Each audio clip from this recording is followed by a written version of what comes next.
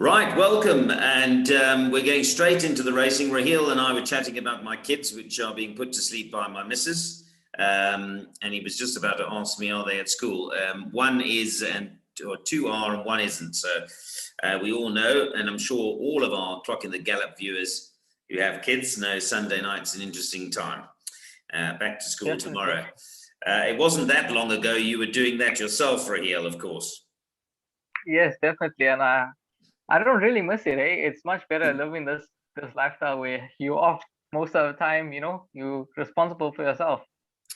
Yeah, it's okay now. Wait until you're responsible for other things. Yeah.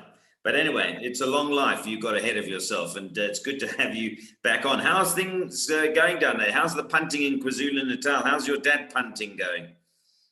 It's okay. You can't always win on in this KZN meetings. It's tough at times, but you know what, you get through it, you find your doubles here, your trebles here, and that's how you sort of make your money. So, what did you think of the card today? Not today, tomorrow. Today we had racing down the Greyville Poly. Yeah. There were probably more favourites than normal. But what does the card look like for tomorrow, Monday? Sure. It's a nightmare, I feel. It's in terms of the pick six and jackpots and stuff, you have to go really wide. Because it's tricky. A lot of the races are like 63, 65 merit rated race handicap, so it's wide open. And if you look at the earlier races, like the first two races, you might find that you can go with the favorites there, but later on the card, it's very tricky. Yeah, and we know how tricky that is. So what you're telling us is that Nico and the Ghost Rider have sent us a curved ball, have they? Yeah, definitely. You know what, they're lucky to miss this one. Yeah. I think they're part of their cunning plan, Baldrick, that they've done that. Anyway, let's get straight into Rahiel's selections. I was watching Tottenham lose yet another cup final. It's now been 13 years and counting, so I should have actually been studying. It would have been less painful. But Serge Aurier has done his normal thing and given away. Yeah, it's normal for him. Like you would expect better from him, After being under Mourinho, he'd improve a bit. The man would have at least sorted him out, but no, he's back to old ways. There was no need to commit that foul there. No need whatsoever. Yeah, no discipline, I'm afraid. Honestly, I don't understand. But you know what, City have been playing some good football this season, so we have to respect them, and you know what, they deserve whatever comes their way. Yeah, I agree with you. I mean, you can't argue with the balance of play. I mean, Spurs have got themselves to 82 minutes, so they should have seen it through at the very least to extra time, and perhaps they would have if Serge Aurier had shown any discipline. But you can't say that City didn't deserve it. I think Spurs had 2 shots on target the whole game. Exactly. City had like 20 shots compared to 2. I was so shocked. So you know what, City do deserve the win, but Spurs should have done a lot better, I feel. Yeah, well, I'm always magnanimous, so I especially put up the Manchester City colours in the soccer shop logo behind me, so people can't say I'm a sore loser. But let's get straight into your selection, shall we, and share the selection screen that we have from Rahiel for tomorrow's race meeting, and it's Greyville on Poly, of course. And actually, your best bet comes up in the first race. So tell us about number 2. That should actually be Give Me the Rainbow. Yeah, the Rainbow. Yeah, I feel this horse, Give Me a Rainbow, this horse should crack his maiden tomorrow. Honestly, he's got the draw in his favor. He's got Lyle Hewitson up. Obviously, Lyle would have had the choice between the 2 horses that his dad has in this race. So he's obviously gone with Give Me a Rainbow in this race. And if you look at those horses' form, his last 4 runs have been good runs. And especially last time out on the Scottsville down the straight, the going tends to be more on the inside, with the lower draws, but he was drawn 15 and he still managed to finish second to Casemiro, who should have won his penultimate start, but he won last time out. And I think that Give Me a Rainbow should be the one to beat tomorrow. Drawn 2, and yeah, that's my best bet on the card. I feel that that's the right one tomorrow. Okay, just quickly run through your 2nd, 3rd, and 4th for those who want to take a quartet there. Oh, no problem. Yeah, King Cyrus is he's not the most consistent horse, but he does give a good account of himself. And tomorrow is a 3rd run after rest. He's got a decent draw, so he should be there. And then I went for the 12 horse Zuberi, who this horse is drawn wide, so I'm assuming that maybe Raymond Danielson would drop him out and allow him to run on. There could be a good pace in this race with Gimme a Rainbow likes to run from up there, and as well as King Cyrus. So that could assist Zuberi in being able to run on at the finish, and he could earn a check. And then I went for the 4 horse Prince Vian, the 2-year-old in the field, taking on his elders. He gets the blinkers this time around, and Antoine Marcus aboard, so that maybe could make the difference, and he could earn a check. Yeah, but I think in this race they all running to beat Give Me a Rainbow. Yeah. Okay, Give Me a Rainbow it is. The reason I asked you to go through the placings is that I think I've been able to just change that number now while you were going. So let's just check if I've been able to do that. And yeah, so confirmation we should see there. You can see best bet number 2, Give Me a Rainbow. Okay, let's move on to the second race. I'm just wondering if Anton Marcus will ride tomorrow. He didn't ride today, did he? Yeah, no, he didn't ride today, surprisingly. I know he rode on Saturday. Yes, that was yesterday in Cape Town, so not sure what was the reason today, but maybe if he doesn't ride tomorrow, could be a chance ride for someone to pick up rides, yeah. Get that extra riding fee there. Yeah, he had a fall during work, I think, on Wednesday last week. Somebody actually sent me the footage, and I know he was badly bruised, so that might have maybe some of the bruising came out. So I'm not so sure about the rules. I don't know if he's allowed to ride tomorrow. Probably. But anyway, we'll monitor that, of course, and check that tomorrow morning, Monday. Right, let's move on to race 2. This is a maiden plate fillies and mares. 9, 3, 6, and 7 you've gone here. And take us through your selections. 9 is Simply Complicated. This is going to be the first leg of the place accumulator. And I see you've banked the 9 in the PA. Yeah, tomorrow, sorry, should be the source's day. Whether Anton Marcus rides or doesn't ride, I don't see why the source should not win tomorrow. If you look at this filly's last 2 runs, she's gotten really close to winning, and I think tomorrow she should crack a maiden. I know she's drawn in gate 9, but I feel that the instructions would be to whoever rides it to give her a positive ride, because there's a few strugglers in this race, so you wouldn't want to be caught behind them turning for home, with them falling back on you. So I think maybe a positive ride, and she should be in the number 1 box tomorrow.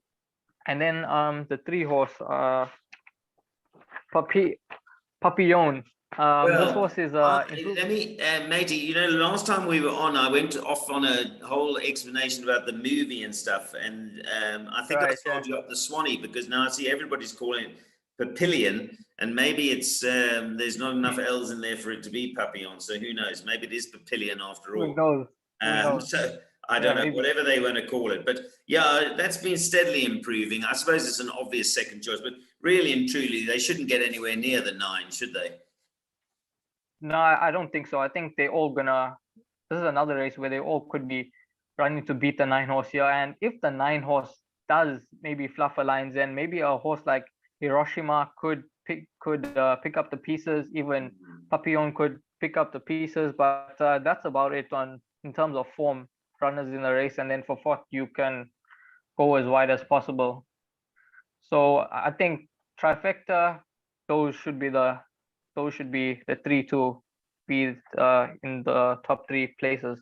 Okay, let's move on to race 4, and here you've got 2 horses in the PA, the 4 and the 8, and 4 is your value bet. That's Legend Hazard, a daughter of Flower Alley from the Glen Cotson yard. The other horse you've gone for in the PA is Neil Tovey's horse, Golden Duck, and that's got Kyle Stradham on. You happy with just those 2 in the PA? Yes, I'm taking a chance and going with these 2 in the PA. I don't want to make it an expensive perm, because the PA is something that you'd want to catch. So I'm going with these 2 horses. I think they should be in the top 3. legend has it this horse has come down in the ratings quite a bit, has dropped 17 points in the merit rating.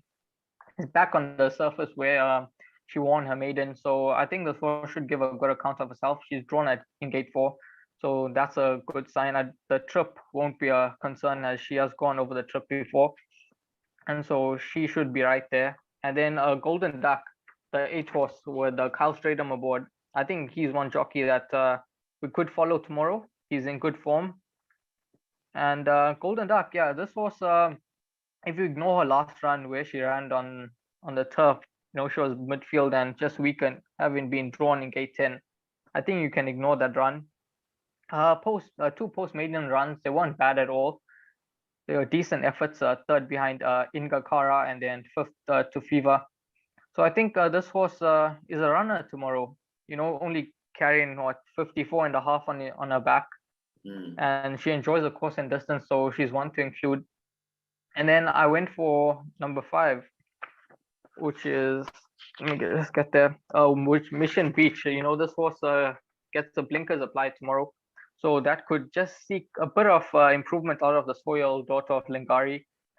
So she could be a runner to include if you're looking to go a bit wider. And then I went for the 2-horse Cool Apache with Warren Kennedy aboard. He's absolutely riding at the top of his game at the moment, and you got to include him wherever you can.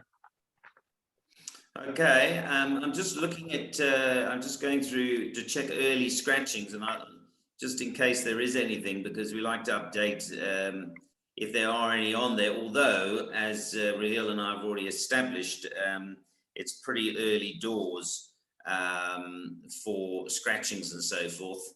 And let me just check. So I was actually looking on Sunday's meeting. So let's see if there are any early card changes. There's a lot of equipment changes, but there's no scratchings just yet. Let's just see. It doesn't say anything about Anton Marcus riding or not riding. So no scratchings today. Okay, can I give you a little bit of a shrewdy? I don't often... Yeah, sure. I'd like to hear what you have to say. Well, I'm having my first look at it, so tonight I'll go through it, but I think I found one here. What about the 1-horse, Parkdale? You give that any chance? I see it's with Nate Cotson. Nate Cotson's second run for Cotson. Hasn't had a draw in recent times, now drawn 1, and to be honest, it's a hell of a jockey strike. I don't know what price Definitely, it is. Yeah. I like a bit of that. It's at 25 to 1. 25 to 1. Yeah, 25 to 1. It's this horse could have a chance here. If you look at when he won its maiden, he raced I would say maybe 5-6 wide on the Polytrack, and he won easily at the end. So yeah, after that hasn't been too good. But as you mentioned, the horse hasn't cracked the draw and now gets gate 1 with only 55 on her back. So she's definitely one to include. And it's a 63 fillies and mares handicap. Any horse could win this race, to be honest with you. Yes. You don't have to have the strongest of form. The horse just has to be right on the day. Well, I'm going to have a tickle tonight, and it won't be 25 to 1 tomorrow morning, I suspect, when you wake up, because I'm going to have a little bit of a bet on that. Although I will have another study just to check I'm not going completely mad, but I like a bit of Parkdale at a big price. Let's move on to race 4 is where we go next. And here you've gone 1 and 7 in the PA. This is number 1, Sea Sponge, who's pretty darn consistent. You've put that in. But your first choice is actually the 7 in the race, and that is Command Control, who absolutely trotted up last time with Richard Ferrier aboard. Yes, this was won very easily last time. And if you look at the source was a 63 before he won that race, and he stayed at 63 when he won by 8 lengths. So I'm not quite sure why. But obviously, this horse is definitely one to include, and he could go on now that he has confidence, and he could win again. Obviously, Richard Ferrier aboard, so you got to respect that. Is a decent price, I'd say, at 33 to 10. So I went for that horse, and then Sea Sponge, as you said, that horse is so consistent, but I'm not quite sure how brave one would be to have a bet on the nose with this horse. This horse hasn't won in over 2 years, I'd say, and so I'm not sure how brave you would be to have a bet, but it's definitely one to include, and in all bets, you know, Yeah. definitely it has Lyle Lewitson drawn one. So yeah. Yeah, I like your PA numbers there. I think you really should be safe with 1 and 7 because they are pretty consistent. Right, then we go into a couple of races which look pretty open. So we move on to race 5 of fillies and mares handicap 63. And your selection here is 6, 2, 5, and 9. And you're going those horses 2, 5, and 6 in the PA. So take us through your understanding of this race, Rahiel. This is another 63 fillies and mares handicap. Sure, this is a tricky race. This is tricky. I went for a bit of value in the 6 horse, cozy.com here. She gets the services of Kyle Strader. The 1600 may not be the trip that she's looking for.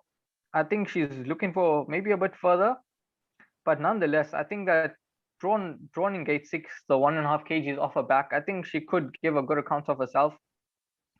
If you look at a third last run, she found good support race time, and she won really well. And then the run after that, where she ran 5th, it was a decent run. And then last time out on the turf, I don't think she quite enjoyed the turf. As you can see, she's won 2 times on the poly, so the poly is probably the surface that she enjoys, and I think this filly could give a good account of herself. And then I went for the 2 horse, Not Now Pussycat, who has some decent form. Tried the 1600 for the first time last time out, and ran a fair race. In the computer form here, you can see that she moved up well, and then she just didn't go on with the effort. And I'd say the winner of that race, Beljar, was deserving of the win, who she meets again in this race here. But I don't think, I think that she could get the better of Beljar in this race here. He gets the services of Stuart Randolph, and she's drawn in gate 2. So she's definitely one to include in everything. Okay. And then I went for, yeah, sorry. No, I was going to say, the more I look at it, it looks like a real field race. So I can see for exotics, i.e. jackpots and stuff. So I'm not surprised you've gone wide. But you were going to say your 4th choice. So you're going to give that a mention. Yeah, the third choice here, Royal Kitty with Lyle Hewitson aboard. This horse found some really good support last week when she ran, and she just got nabbed on the line by Lundy Island, who Lyle actually rode when she had won her maiden. Surprisingly stuck to Royal Kitty, and it almost paid off because this horse almost won. So back over her favored course and distance where she won her maiden. She's won and finished 2nd over the course and distance. Gets the services of Lyle Hewitson again, drawn in gate 5. So this filly got to respect. And if the money was almost spot on last time out, this time out it could be right. They could have a bet again, and this horse could go close. And then for 4th, I went for Tombolo. This filly, you have to include her. I feel she gets the blinkers for the first time that she's now back in KZN.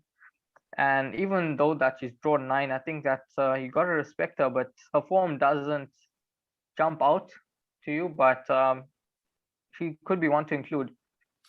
Yeah, I wouldn't put you off that because it's got Richard Ferry on. And yeah, it's just that kind of open race. I don't like that race at all. So I might be putting your 3 horses in and a couple of others as well. It really does look like a trappy heat, that. Let's move on to race 6. And here your selection is, where are we now? So you're race 6, 7, 2, 5, and 12. Am I in the right race? 7, 2, 5, and 12. Yes, right. 7, 2, 5, and 12. So that is, this is where your each way value is Presumptuous, a daughter of Quirari. Now we're talking, Rahiel. Tell me why Presumptuous. Yeah. So I'm playing this race for an upset here. I do not like the favorite at all. 2-year-old carrying, 61.5. I'm just not sure. So she's given a weight to a horse like Presumptuous, who drops in trip to the 1,000, gets the blinkers on, gets Kyle Strader, this son of Korari, he shows good pace, and over the 1,000 with the blinkers on, I think that he could go from start to finish. He doesn't have the best of form, but in saying that, he gets the blinkers and it's a 1,000-meter race. So I think that this horse is a nice shooty in this race at 25-1. So it's very good each way value. And then I went for the 2-horse Charlie Fox.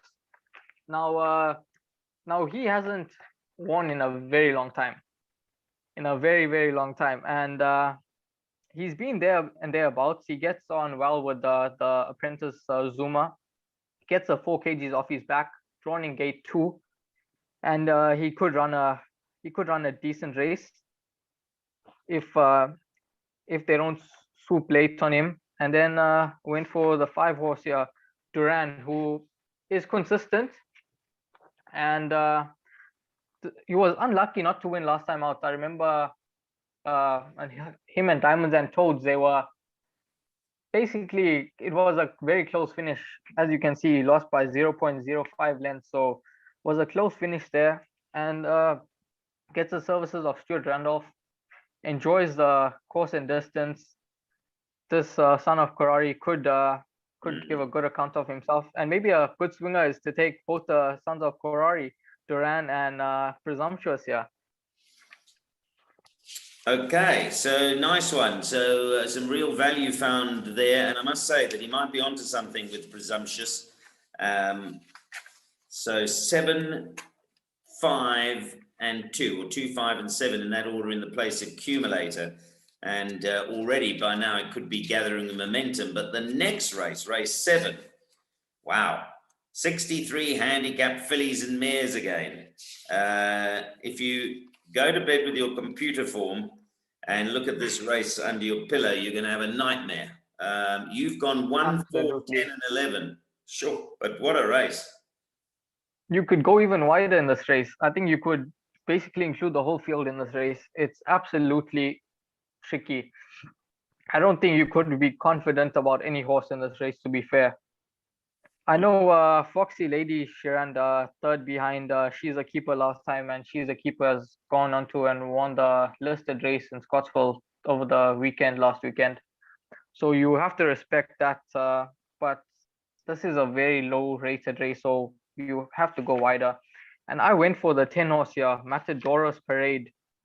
She doesn't have a good draw, but her last run was a decent run where she ran third behind Ingest over the 1400. She now drops back to the 1200. She has tried the 1200 4 times, where she's run third and fourth. I think that she could give a good account of herself, carrying 59 kgs. She could run on well at the finish if there's a decent pace, which most likely will be with Duchess of Cornwall in this race, but Duchess of Cornwall is drawn at 9, so would have to use a bit to get there. And then I went for the 11-horse here, Star Choice, with Carl Stratham aboard. This filly has somewhat found a form after that win, which was I'd say an unlikely win when she won at 70-1. But yeah, like I say, she has got some form, and she enjoys the course and distance. 2 runs for 2/3, and the wide draw may be a worry, but she does run on well, so you have to include her. Then the 4-horse here with Lyle Hewitson aboard, Color of Light.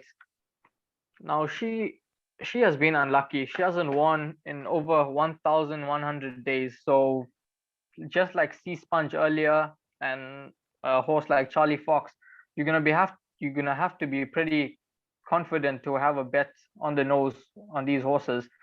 But they are definitely ones to include in your PAs and your pick sixes and all types of bets. She has some decent form. Last time out, she ran in the behind Mirage, and she stayed on, just beaten under 2 lengths. And Lyle Hewitson does have a good jockey and trainer stat with Duncan Hull, so I'm sure he wouldn't ride the horse just for fun, there has to be a reason that he's sitting on her. So she's definitely another to include. And like I said, Duchess of Cornwall, you could include too. But if you maybe like other horses in this race, like Satara, Ginger's Path to Glory, um, just the Doha, you have to include them because it's a wide open races. I've found another one, and I've only just found it now because, as I said, I haven't studied yet, so I'll have another look. But I think I found one. You could tell, you got the betting there with you, Rahiel. You have, eh? Yeah, I have. And I think it must be a big price. What price is number 3, Great Diva? Great Diva, 16 to 1. 16 to 1. I tell you why. You know, Greyville on the Poly always like a decent draw, and she's drawn 3. Yeah. But what I like about this is she once went to Greyville. She's basically from Joburg, right? And she only went to Greyville once, and she won. So she came down to shed her maiden at Greyville, and when she did so, she was a 62, right? And she went to a 70, which frankly, I'm going to have a go at the handicappers again. Are they mad? They gave her, I mean, she's moderate.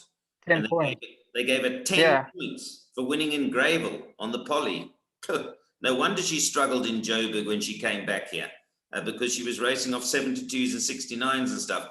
But anyway, she's now worked her way down to a 60. So she's actually lower than what she was rated when she won the maiden down there.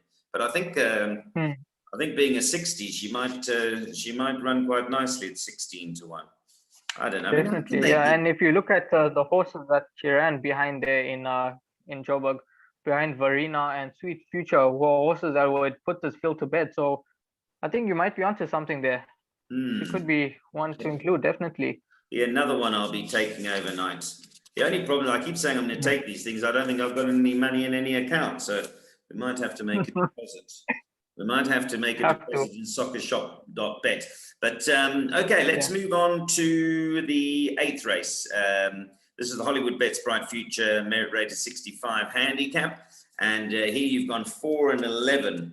4 is Smart William, 11 is Palace Win. So you're in agreement with Jermaine Maharaj. He's gone 4 and 11 as well. You've gone just the other way around. So you actually gone for the 11 to beat the 4. Yes. Last time out, I went for the 11 horse, and I thought he'd go very close. And Tom Bombadil actually won that race, who Stuart Randolph actually rode. So Stuart Randolph gets back aboard this horse Palace Wind, and this horse has found somewhat of his form back, running 3rd in his last 3 runs. The wide draw is a slight concern for me, drawn at 11 in over this 1400. But if Stuart Randolph manages to overcome the draw and get the horse in a striking position, I think that he should give a very good account of himself.